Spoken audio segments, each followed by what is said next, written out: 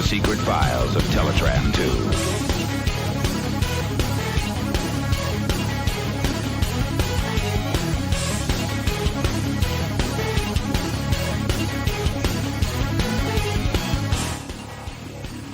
Hello everyone and welcome to the Files of Teletraan 2. So just a quick explainer on this one. We didn't have a show in May because there were no Transformers comics out in May. But I figured you are owed one, and we do have a Patreon crowd. So we're doing a quick little thing, which will probably end up dragging out forever, where we review Mazinger Vs Transformers for the main show, and for our Patreon one, we're doing something a little unusual. You will be still getting your normal comic show this month because at least one of the books is back. Ooh, so which probably a main Transformers book, bringing up the new arc. Oh, So hopefully versus Terminator is back as well. But yeah, so it'll probably be closer to the end of the month, but I wanted to make sure you had something to work with. So, joining me as always is Andy. Me, hello, me. Andy, are you filled with the spirit of a great warrior? Possibly the power of Zeus upon your hands? Not today. I'm more half and half. I get it. Yeah. So yeah, guys, we're touching on Mazinger vs Transformers. This was a book that came out March 2019, so it's been a year already. Oh, wow. Woof. Yeah. How was this released, by the way? Is it just online, or it was released physically as I think it was a hardback. Okay. So yeah, and obviously for us, it never got an official release, so we are reading a scanned form. It was originally published by Village Books. For anyone who doesn't know, Mazinger is the granddaddy, or Mazinger Z, or Mazinger Z, whichever one. Or Gigantor? Is that it? Tetsujin. Tetsujin's the original. Tetsujin was I'm just trying to remember what the American name for Mazinger was. Oh, I don't know that. I know Gigantor was Tetsujin, and I usually get confused because I know him as Tetsujin and get slightly annoyed when I hear Gigantor because it's who are you? It's a stupid name. Also, fat Tetsujin and no Tetsujin. He needs to be fat. I don't like the thin one. I'm like, no, mate. Get off the gym. Get back to the all you can eat buffet. Drink up. Oh, dear. Well, they can't say Tetsujin in America because that's just Iron Man. Is it? Is that the translation for it? Yeah, Tetsujin, Iron Man. So what they call Iron Man in Japan? Iron Man. Iron Mano. Iron No Man No. Oh no. Adaptation for Transor Z. That was it. Transor. Oh. Yeah, because this was imported as well as Tetsujin with a load of other dudes for the what was it, Shogun Warriors or something like that? Yeah, that's it. Or something like that. Yeah. There's quite a few. Raiden, I think, was pulled over as well. One of the most generic and overused names I can think of. Because I think Raiden's been used a lot in like Japanese mecha things. Oh yeah, Raiden's yeah. They love that lightning. Yeah, so we mentioned it there. Tetsujin was kind of the first giant robot, which was a robot being controlled by a boy who had a little wrist thingy. I thought he had a little remote control pad, like for an RC car. Oh, I'm thinking of one of the more derived ones, because one of the later ones had a wrist thingy. And you're right, he had like remote control. He had many iterations of controllers. Yes. But Mazinger Z, like Tetsujin started, Mazinger Z sort of set the standard. It's basically every super robot trope on some level can be traced back to Mazinger. Shouting attacks, gratuitous boobs, everything. The series was developed by Go Nagai. You may remember him from Mikey telling us about him and his boobs on previous shows. Yes, for anyone who didn't hear, Go Nagai is both the father of the mecha genre and that he did so many mechas, and he's the father of gratuitous horror. So Devilman, a bunch of things dealing with like apocalyptic biblical stuff, usually about merging people with animals. And also super civilizations, and always ending very sadly and very darkly. Or basically not the inventor of, but very much the codifier for hentai. Like, he normalized hentai as a medium. He's pretty prolific. He's very prolific. So Mazinger, it's been going on for 40, 50 years now? Oh, maybe. I want to say 7. No, it was before 70s. It would have been late 60s, early 70s, wouldn't it? I'm honestly not sure. I know it's old though. It's real. Yeah. It's like, I know Tetsujin came out a 72. Few years after Astro Boy. Yeah. So 72 it first came out. Wow. So, so this is, and it's still going. New Mazinger material is always coming out. Yeah, but not the one that we want. We need Shin Great. What is it? Shin Great Mazinger Z to come out, or Shin Majin Kaiser or something. Yeah. Oh, come on now. Come on, guys. I hate that series because I like it so much and it ends on a cliffhanger. And you're just like... Yeah. It's like, go watch the original, like, 60s show, and it's like, ooh, no. That's 92 episodes long. Is it? Oh, dear. I mean, it would be. Yeah. But, yeah. So, as a promotional thing, possibly from just because Gona Guy burst into a room, said, I want to do weird shit, there was a Mazinger Vs Transformers manga. So it has 5 chapters, multiple artists. The writer is Naoto Tsushima, who has done tons of Transformers stuff over the years. But the artists include Yu Kinutani, Hayato Sakamoto, woo, Hidetsugu Yoshioka, who is a big Transformers artist. Does a lot of box work and stuff like that, and he does a lot of the online manga. Mm-hmm. Or at least before the Sakamoto days. Kazumi Hoshi, Naoyuki Fujisawa, and Naoto Tsushima. So, quite a varied art style to this. So we're going to dive straight in. Somewhere out in the universe, 4 weirdos in hoods are standing around looking at 2 universes. One where Kabuto Koji is piloting Mazinger Z against the Mecha Beast armies of Baron Ashura. Who probably needs some explaining at some point. They damage Mazinger, but they don't beat it, and Koji pulls out the win. Meanwhile, in another universe, the Transformers are fighting next to a space bridge. Starscream shoots Grimlock in the back of the head. It bounces off, slashes off his wing, and causes him to crash into a space bridge. That and they all get sucks up. For Starscream. I don't think I've ever seen a Transformers show when a direct headshot hit just reflects the blast. I've seen them bounce off of the Dinobots before. I've never seen them straight back on you. Can you imagine the angle that you'd need to be at for that to happen? Well, you didn't see it. It bounced off Grimlock, hit Bumblebee, and bounced up. Bumblebee bends over and it hits him in the rump. Yep. One of the figures sort of thinks that these circumstances are leading to a bit of an advantage, leans in and merges the 2 universes together, seemingly. And what happens is the Transformers end up in Mazinger's world. So, Koji's brother Shiro and Boss, who is I would say, very, very, very, very 70s would-be bully actual hero type. Yeah, he's what's the he's him and his 2 mates are basically the Bulk and Skull, and Skull split into 2 people. Yeah. Except they actually get a mech and are effective, and Bulk and Skull. Well, I mean, I wouldn't say Boss Borat's effective. He's got a robot. I know, but it's not the best robot. I mean, compared to Bulk and Skull. Well, his greatest accomplishment was they befriended Goldar and the Skull Dude. Yeah, Rito. Yeah. They're investigating a new weapon, a beam cannon made of diamonds. Boss is like, money! Digs into some rubble and pulls out Grimlock.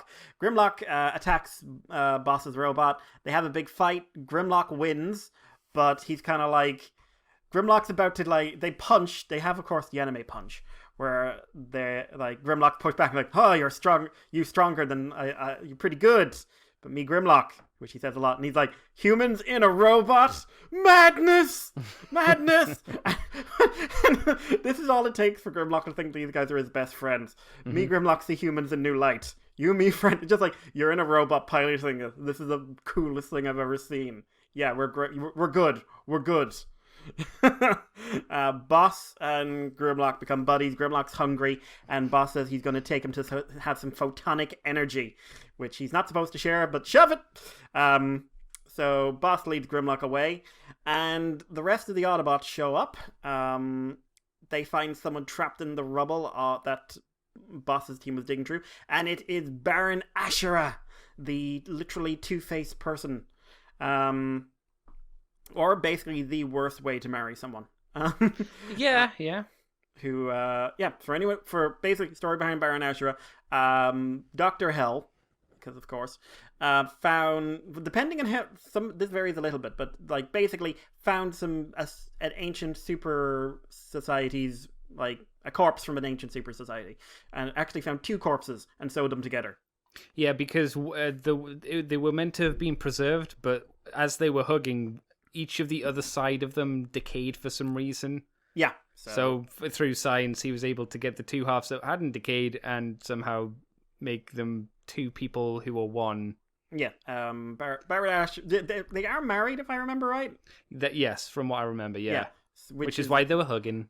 Yes. And Baron Ashur sometimes in some versions of it has basically both minds and sort of a combined mind, and sometimes it's just kind of portrayed as dual voice single individual. Mm-hmm. But yeah, Baron Ashur is like, I will destroy you all, and then looks around like, shit, robots. Thinks they're working with Mazinger, and the Autobots like, this completely non-suspicious looking individual is made up of some sort of weird technology I've never seen. In my let's see the male side completely nude and the female side conveniently covered up by a speech bubble. Which is just as well. Quick question, Mikey. Yeah. Take out of context, if I cropped the Wheeljack image, would that look incredibly creepy and slightly scary? Yes, it would. And like I said, it doesn't help that you realize he's staring at them naked. Yeah, because we've got beams coming out of Wheeljack's eyes, so it's just like he's giving them the It's like when the Iron Giant lost control in the movie. Yeah. Like, shit. So obviously Optimus introduces himself as a heroic Autobot, and Baron Ashur is like, ooh, Robot Army for Justice. I can use that. He takes them down to their deep sea fortress, shows them the Mecha Beasts, and they were just like, these are the scariest looking things on the planet. And Ashura's story is that Mazinger Z is monopolizing photonic energy, which should be given to everyone. They're very bad. He's a very bad person. Dr. Hell then comes on, screaming, I am Dr. Hell! Just like, there's a face you can trust. Ashura has to remind him, don't be a weirdo. And he turns around and says, I love justice. It's great. And says, yeah, he looks the way he did because he took demon powers and to fight Mazinger Z, who's totally evil. And Optimus is like, okay, this is pretty impressive. At no point does Optimus goes, this looks a wee bit suspicious. No, he just goes with it. Yeah, and introduces Mazinger Z as an enemy, a giant robot, 18 meters tall. I always thought it was bigger than that. Because that makes it, what, Gundam-ish size? I think so. No, I think that's probably right-ish. But yeah, so like, oh my god, it's got so many weapons, and then this feels like a weird random drop-in, just because, like, it's always associated in some form, but it just seems like, and also there's Aphrodite, whichever one, there's like a dozen different pronunciations. The female robot who is allied with him, and I'm just like, she never does anything in this. No. Like, so it's just like, I don't know if she really needs to be called out individually, you know? It's probably for, the Mazinger fans and whatnot. And yeah, Bumblebee's like, shit, they're very large. And Optimus doesn't really like we're in another dimension. They mention Megatron and Ashura, and Hell are like, ho ho, evil robot who has powerful armies, you say? So at the photonic lab, the Decepticons are outside. They're observing the whole place, and they're very interested in, obviously, a super energy. Starscream spends a lot of time bitching, and Megatron goes like, we're on another universe, shut the fuck up. I don't care. Um, but before anything can happen, the Mecha Beasts arrive, led by Baron Ashura. Mazinger Z, of course, still needing some repairs from the early fight, comes out ready to defend the place. But then the Autobots show up and are very ineffective in the 4 seconds this fight is going on. Yeah. Yeah, basically, Bumblebee jumps at his head, gets captured, and everyone's like, shit! Put him down, put him down, put him down, put him down. Yeah. And Koji's like, they're alive. Huh. Right. These guys are probably being lied to. Like, he figures it out very quickly. The Mecha Beasts take the shot at Mazinger and then basically reveal that they don't give a flying. This is a very short alliance. Does not care. Goes in for the kill, but Mazinger protects Bumblebee, convincing the Autobots that he's one of the good guys. But, maybe Mazinger was about to be destroyed, but then Grimlock and Boss show up. And it turns out that Grimlock is so fucking powerful, he can take out 3 Mecha Beasts in one shot. Giving that, and Asher actually how the fuck can one dinosaur do this? And Boss is basically egging him on as he beats the crap out of him. Optimus and Koji make friends, and the Autobots and Mazinger officially team up. It's a quick ass kicking, but again, like Asher's like, how could a single dinosaur robot and Boss Borat of all things cause this much damage? And it's just like, even I'm surprised, because Grimlock's basically like, super robot, super me. But yeah, and the Autobots decide that they'll work with Koji to try and get home. They all think Mazinger is super cool, and Megatron and Baron Ashura do what Megatron and Baron Ashura are wont to do and say, we will absolutely, totally work together. We're the bestest friends. Did they actually meet each other? Because it doesn't seem like they do in this comic, but this issue or manga issue, and then by the next one they are working together? The last panel before they switch chapters is Megatron and Ashura seemingly looking at each other. I didn't take it as that, because it seems to suggest like Megatron's off in the distance somewhere, and it's not the reaction you'd have where Baron Ashura would meet them for the first time. I think it's just meant to be the sky's the same, because it's sunset. Yeah. Maybe. A bit confusing there. Anyway, except bad guys are working together, except Megatron's like, yeah, right. Yeah. And I'm sure Ashura's like, yeah, right. Meanwhile, at the Photonic Power Lab, Wheeljack and Ratchet are super enjoying making brand new, totally harmless friends. Who totally work like human beings work. Like, the Crowbar? You're fine. We're not going to take you apart. We love robots. Crazy scientists. The Sayaka, Koji's girlfriend, is leading the repair of Mazinger, and you're beautiful, and probably because she hears this a lot, she turns around expecting it to be her, and it's Ironhide being real creepy with a robot. Yeah. I actually checked if the translation for this is accurate. Apparently it is. Ironhide is like, apart from Gleamy, is just going like, Wait, it wasn't, who was his girlfriend in G1? Firestar. Chromia. Was it Chromia? Was it not the red one? No, that's Inferno. Ah, okay. But yeah, and he's got like the grabby hands going on, and Sayaka's like, I'm very uncomfortable. Meanwhile, Bumblebee, Mirage, and Jazz are joining Koji and Boss playing the footballs, and Optimus being Team Dad, like, no, don't hurt each other now.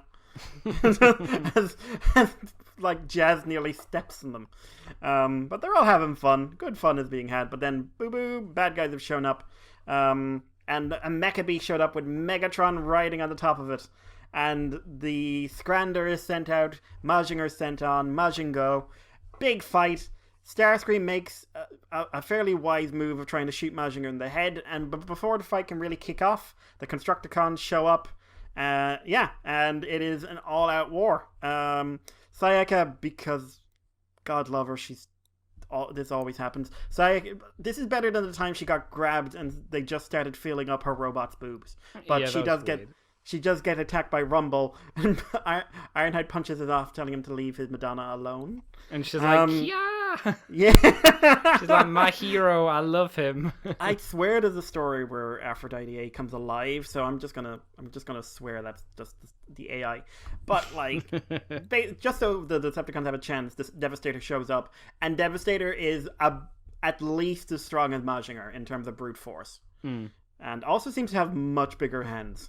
Yeah, massive. Jesus. Yeah. Still no Scrander. It was Pilderon. I said Scrander earlier on. It was a Pilder. But yeah, the Scrander is being repaired, so it hasn't shown up yet. Devastator's holding Mazinger. Starscream's going to shoot him in the cockpit and kill Koji. Oh no! Something blasts Starscream and knocks him out of the air into the lab. And in what is like my favorite shot in the whole thing, it's Optimus riding the Scrander. That's real cool looking. Oh yeah. That's a real good shot. Optimus basically rides in the Scrander. Koji takes the opportunity to punch Devastator and then uses the rocket punch to separate him into the Constructicons. And yeah, they basically team up with Optimus riding on a pair of giant wings. Megatron is literally just having fun at this stage. Like, there is a point where it goes like, oh, we could retreat, but I'm really enjoying myself. Soundwave, we're part of a crossover. Enjoy yourself. Yeah, basically. He rips the arm off of one of the Mecha Beasts. Like, really, again, really easily. Puts it on in place of his fusion cannon and makes a gigantic diamond fusion cannon. That hits real hard. The Scrander attaches onto Mazinger. And it becomes like a big brawl. The Autobots are going, Mazinger is blasting away. Skywarp and Thundercracker try to take out Mazinger. He they can't do it. Skywarp tries to get behind him. Optimus is on Mazinger's shoulder protecting him. Ashura's like, oh no. And then it was like, hit him with everything, because that always works. But hit them with everything. And again, Megatron's just like, this is fantastic. But the whole fight is interrupted by a very, very, very big jet. And yeah. So when Starscream fell into the lab, he may have absorbed some photonic energy. Is that what actually happened? Because I couldn't tell when this happened. Because when he goes down, you actually see him fall into Mazinger's hangar.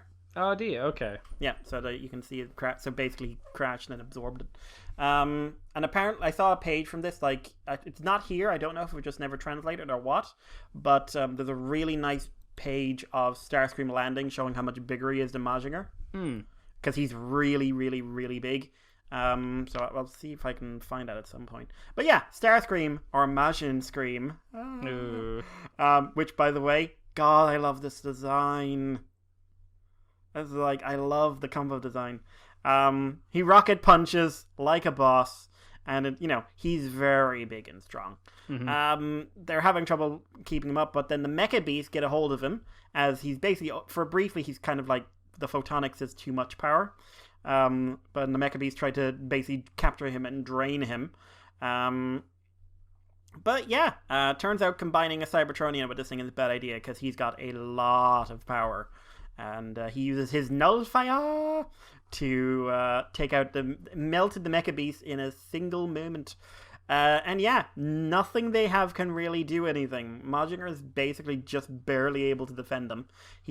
Optimus and him try a team-up attack where Optimus jumps, brings out the axe. Rocket Punch is brought in. He rides the Rocket Punch to smash Starscream in the face, and it does nothing because he has a barrier. But then, yeah, maybe you should have a barrier on all sides, because Megatron shows up. And barriers were made to be broken, and smashes the thing in.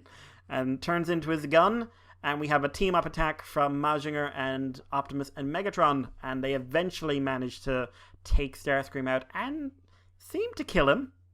The destruction of Starscream creates a big sort of gigantic sucky time warp thing. The Cybertronians are sucked in. Koji seems to think they're dead. But Ashura is not giving him any chance to think. And he's like, at least let me say goodbye. Yeah, and back on Cybertronian Earth, they're not given any time either. A big fight breaks out. The epilogue is that the Mazinger seems to have won his fight. The Decepticons, the Autobots, continue to fight. the four beings say that they don't really... Was it the fact that energon or photonic energy, what was the incredible energy that let them merge the universes so easily? And the hooded figure who did it all says it was the power of dreams.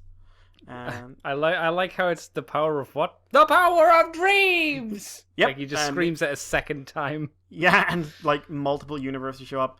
There is an infinite expanse of dreams, and as many doors open, they weave together. And we see Great Mazinger, again, Andy, a teaser.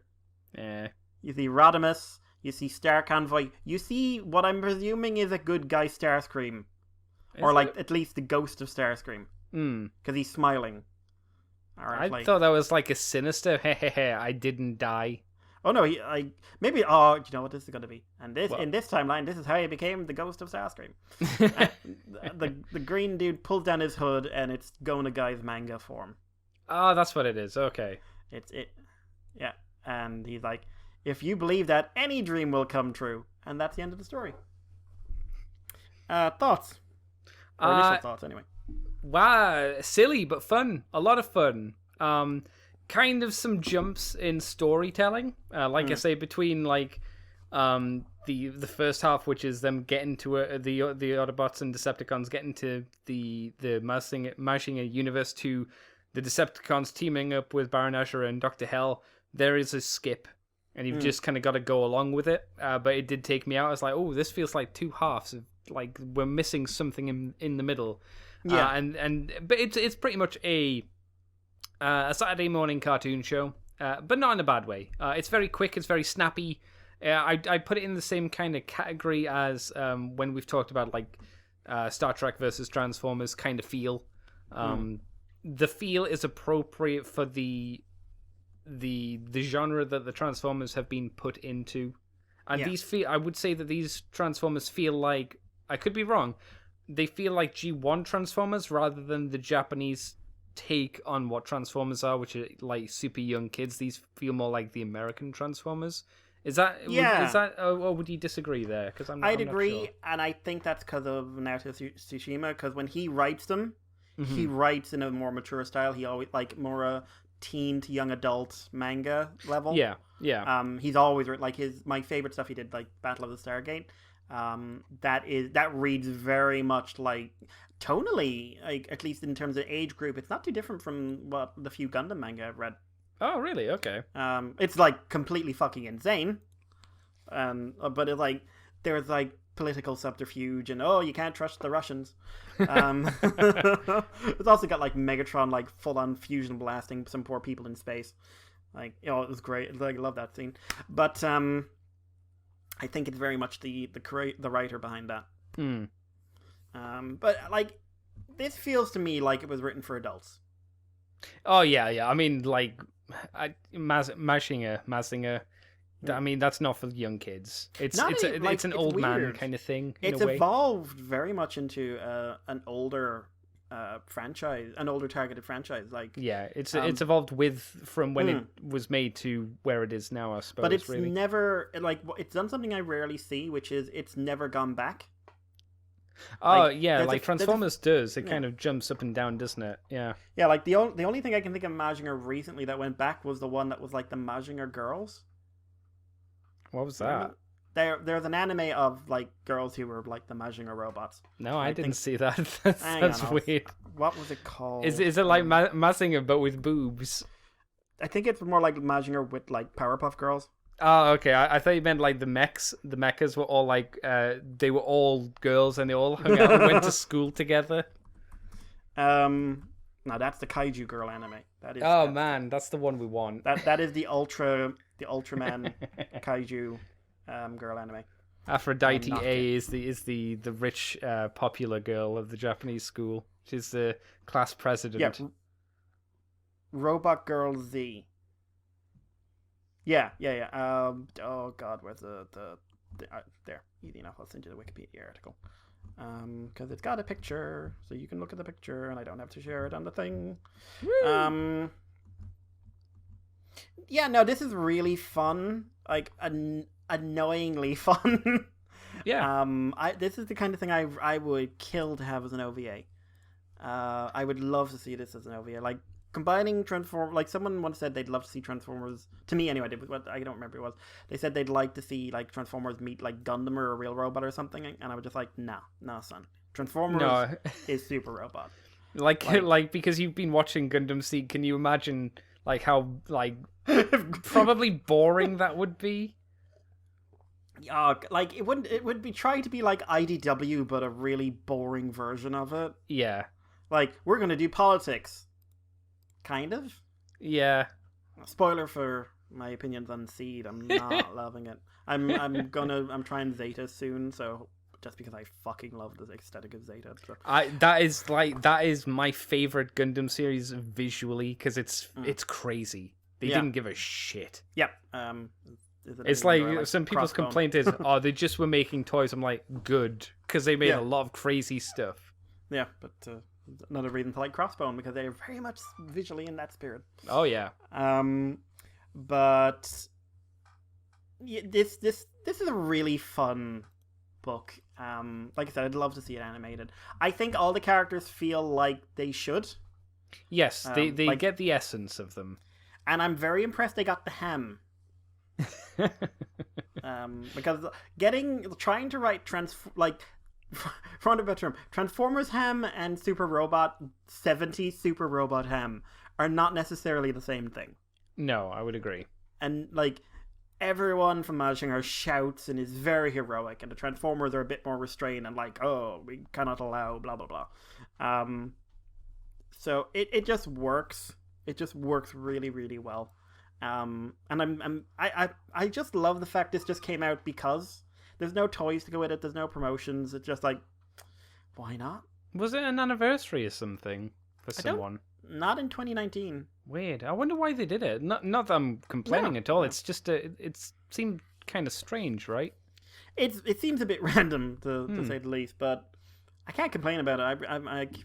There's nothing I really dislike. Like you said, there's a few jumps. Yeah. That I would have liked maybe a sub chapter or something, but overall it really does work for me. And yeah, I would love to see, I'd love to see some figure of Majin Scream. I'd love to see this animated. I just love to see more. Like Transformers crossovers lately, whether it's American or what, have just been fun. Like once they stop trying to tell serious stories. Like about having these giant robots cross over with other franchises. Like, of course, like Super Robots. Of course, Grimlock's like a super robot level thing. Why wouldn't he be? Yeah. Of course, Megatron can just rip an arm off of something like 50 times his size. Like, have fun with it. God. Like, I love it. I really, really like this book. Art-wise, what's your thoughts? Because there's 5 different artists. I mean, it goes on a lot of personal preferences, so it kind of goes up and down depending on who's doing what. And to be honest, I don't know who does what exactly. Yeah. It is a bit jarring here and there, but for the most part, I relaxed my eyes and just kind of enjoyed the story, and it all kind of, for the most part, mushed together. Apart from, again, it felt like part 1, which, as I explained, was before they kind of Decepticons teamed up.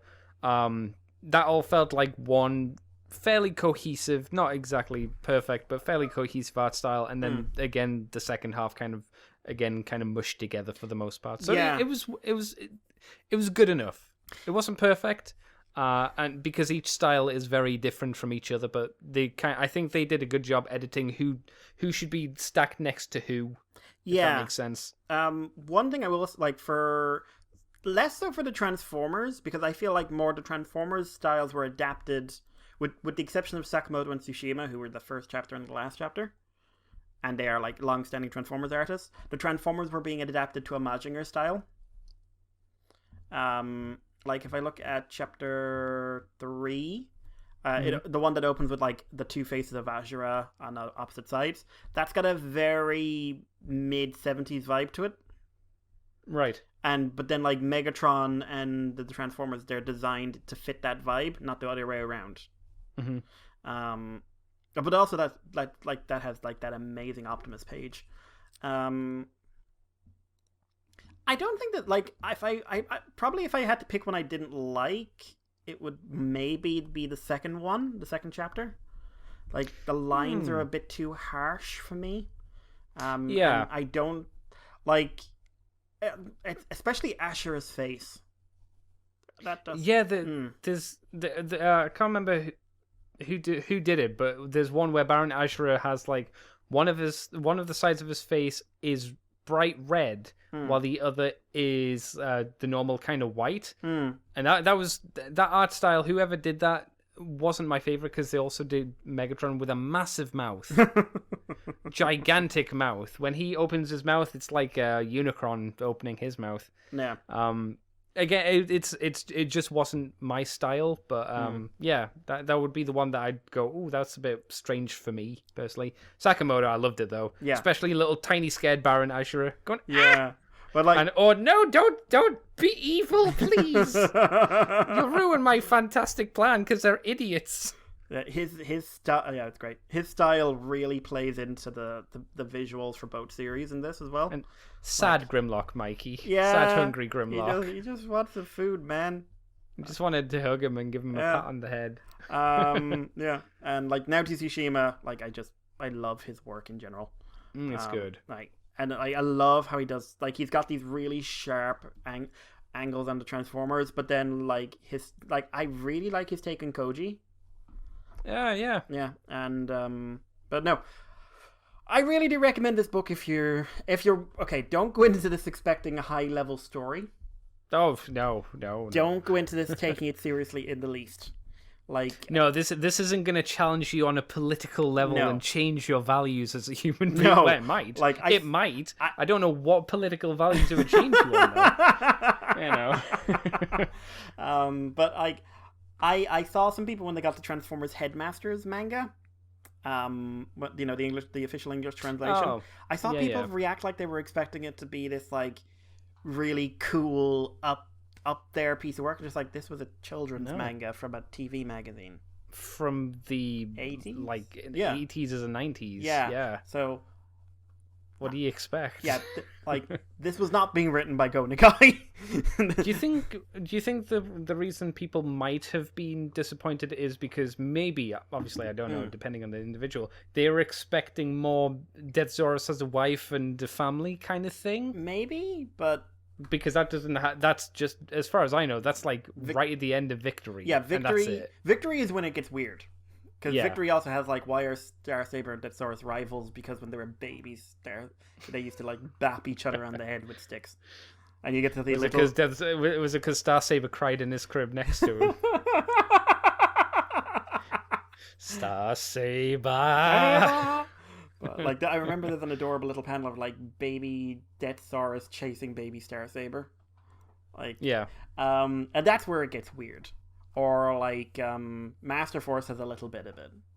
Oh, does it? Okay. A little bit of it, not as much, but like Victory and Zone, that's when it gets weird. But Headmasters is kind of like Headmasters the anime, pretty tame and boring.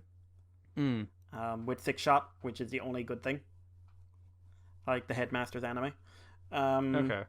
I don't know what people were expecting, but this is made for you. It is targeted at you. It is not apologetic about what it is. It's just have fun with it and enjoy. And go watch Shin Mazinger if you haven't seen it. It's a bit weird because the first episode is like the second last episode. Yeah, it's got a weird timeline thing going on. It does. It is good though when you kind of get past when you get into episode 3, which is episode 1 continuity wise. Yeah, spoilers. It's also got a lot of things that are not standard for Mazinger. Yes. Yeah. So don't expect that to represent it. There's also a movie that came out I've been meaning to watch. Mazinger's. Skull. Andy, shush. Go to sleep, Andy. Andy, does this smell like chloroform? I think Infinity it's called. I've been meaning to watch it. Okay. So that came out recently. So I've been... Oh, is that the one that the model kit's based from? Yeah. Or off? That like in that line style. Yeah. Like I've seen clips of it and that's the art style. But yeah. So I mean, I'm not going to rate this because what do you rate it against? Like you can say whether you liked it or loved it. Like a rating system assumes that something can fulfill the other points on the system, and I don't know what you would compare this to. I mean, no. I guess no. You can't even compare it to the the Sakamoto comics, No, really, because very- that's like 2 pages usually. Yeah, and like what they're trying to be is very different. Yeah. It is a very standalone thing. And because there's no English translation, you'll obviously need to find it through your own means and methods. And since you can do that, I'd say it's at the very least it's a quick read. You're not going to be spending hours like sifting through it. So give it a crack. Why not? And honestly, if you're someone who doesn't mind buying a book you can't read, or someone who speaks Japanese, buy it, because I would love to see more of these. Yeah. If I had the money right I now, wouldn't be against it. having read this, and if I had the money, I probably would consider buying the actual book.